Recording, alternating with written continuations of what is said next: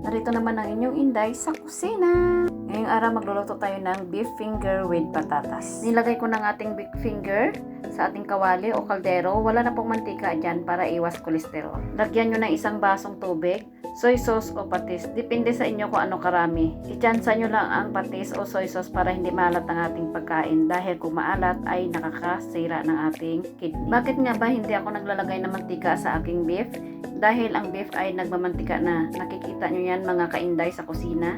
Lalagain lang ito hanggang lumambot ang ating beef finger. At takpan at lagain ng ilang oras. At habang naghihintay tayo na lumambot ng ating beef finger, maghiwa na tayo ng ating patatas. Balatan syempre mga kaibigan. Ang patatas depende kung ano karami ang inyong gagawin. At kung gaano kalaki ang ating patatas. Pagkatapos yung balatan ng ating patatas, syempre hugasan natin ito para mas malinis ang ating mga pagkain para iwas sakit. Ang paghihiwa ng patatas depende sa kalakihan. Mas maigi, malaki para pag nilagay natin sa ating beef finger, hindi siya masyadong malata o madunot. Pero kung gusto nyong madalian ang pagluluto, so syempre liitin nyo para mas madali nating lutuin. Pagkatapos natin itong paghiwa, lagyan natin ng asin ang tubig para yung ating patatas ay may lasa.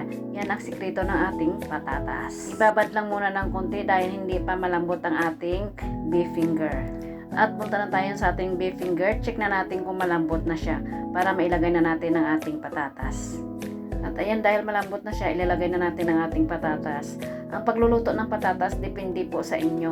Kung nakikita nyo na malambot, okay na. Kung matigas, edi paglutuin nyo pa ng maigi. At takpan na natin ito para maluto ng ating patatas in low heat para hindi masunog ang ilalim. I-check nyo din minsan kasi yung ilalim niyan ay minsan nasusunog siya dahil minsan wala ng tubig. Haluin nyo lang ng maigi at tingnan palagi kasi pag nasunog yan, sayang ang ating beef. Ang mahal-mahal pa naman ang mabilihin ngayon. Kaya tipid-tipid tips din tayo. At dahil ready na, lumambot na yung ating patatas at ang ating beef finger. Ayan, nakikita nyo yan mga kaibigan, nag golden brown siya. Tapos natingnan ko na rin yung patatas ay malambot na siya.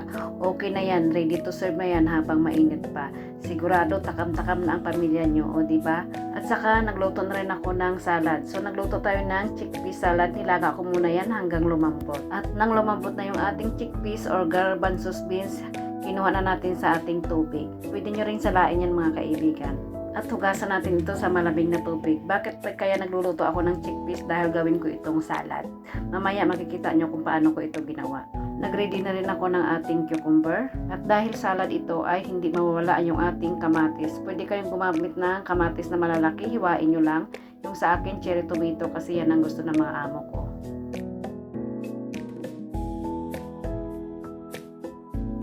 Maglagay kayo ng asin. Tsansahin nyo lang mga kaibigan para hindi maalat ang ating salad. Kalahating lemon juice. Kung walang lemon juice, pwede kalamansi. Kung wala lahat, pwede rin vinegar. Tsansa nyo lang yun para hindi naman maasim ang ating salad. At naghiwa na rin ako ng ating bell pepper o pidada. I-cubes lang natin ito yung nakikita nyo mga paghiwa sa restaurant. Ganon din, depende sa inyo.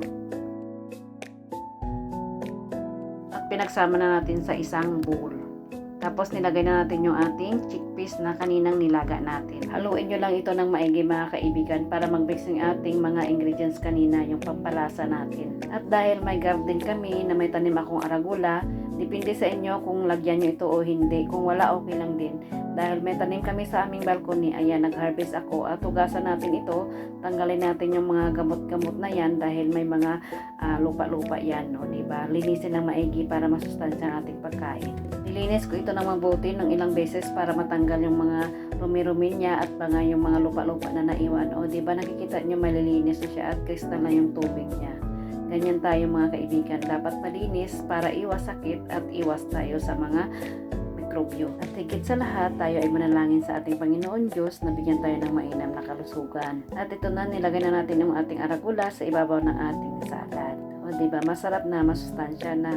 Talagang masarap pag may garden ka. At nagluto na rin ako ng aming okra para sa aming gulay. Ito talaga ang gusto ng mga amo ko. Pag naglaga ako ng ating okra, kailangan may asin para mas malasa nila yung may lasa ba. Dito kasi sa mga amo ko, pinakuluan lang namin yung mga gulay kasi para iwas na daw mantika, huwag na daw mag-gisa-gisa. O diba, iwas na kolesterol at healthy pa. At ayan, ready na yung ating hapunan. Maraming salamat sa panonood and God bless you all. Bye-bye!